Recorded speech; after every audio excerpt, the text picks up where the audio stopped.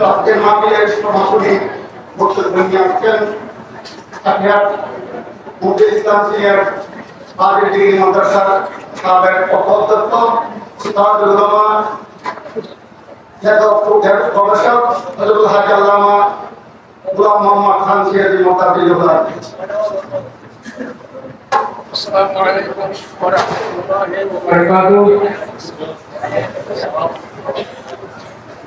রাসূল পাক সাল্লাল্লাহু তাআলা আলাইহি ওয়াসাল্লাম দুনিয়ায় তশকে বানাটা শুধু মুসলমান নয়, সমগ্র বিশ্ববাসীর জন্য নিয়ামত। আলহামদুলিল্লাহ।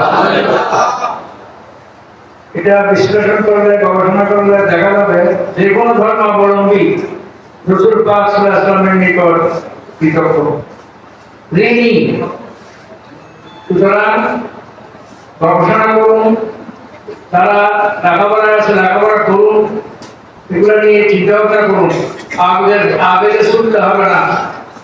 যদি সত্যিকার ভাবে গবেষণা করা যায়, আমরা দেখি এখন ভারত পর্যন্ত বড় বড় মনীষী, হিন্দু মনীষী পর্যন্ত আল্লাহ করে সামনে বক্তব্য দিচ্ছি। বিদেশে ইংরেজিতে বক্তব্য দিচ্ছে খ্রিস্টানরা আল্লাহ রসুলের সামনে, তারা গবেষণা করে পেয়েছে, তারা সবাই রসুলের নিকট কৃতজ্ঞ, ঋণী। ঋণী, এই বিশ্ব ঋণী। সমগ্র বিশ্ব একদিন কিয়ামত হয়ে যাবে আল্লাহ রসুলের সাথে সম্পর্ক বিচ্ছিন্ন হওয়ার কারণে। বিচ্ছিন্ন ততদিন হবে না ততদিন কিয়ামত হবে না। এটা হলো মূল কথা। আল্লাহ পাক আমাদের বুঝার সরকার উপস্থিত হয়েছেন ওলামা ইকরামকে ধন্যবাদ জানাচ্ছি এবং ব্যবসায়ী কল্যাণ সমিতিকে ধন্যবাদ জানাচ্ছি এবং যারা উপস্থিত হয়েছেন সমবেত জনতাকে ধন্যবাদ জানাচ্ছি। আজকের সভা সমাপ্ত ঘোষণা করছি। আসসালামু আলাইকুম ওয়া রাহমাতুল্লাহি ওয়া বারাকাতুহু।